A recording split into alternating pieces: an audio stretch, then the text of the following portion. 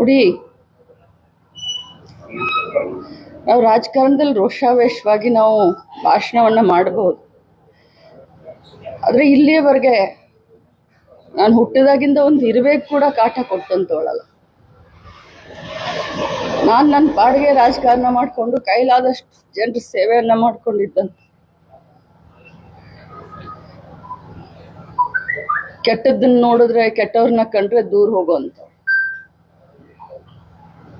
ಸ್ವಾಭಾವಿಕ ರಾಜಕಾರಣದಲ್ಲಿ ಇದೀವಿ ಅಂತಂದ್ರೆ ನಾವು ಸ್ವಲ್ಪ ಧೈರ್ಯದಿಂದ ಇರಬೇಕಾಗತ್ತೆ. ಆದ್ರೆ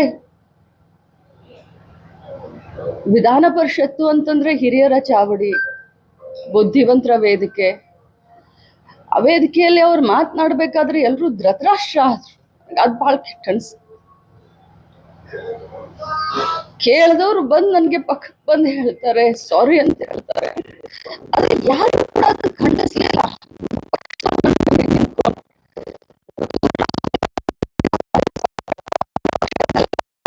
ಅಂತ ಹೇಳಿದ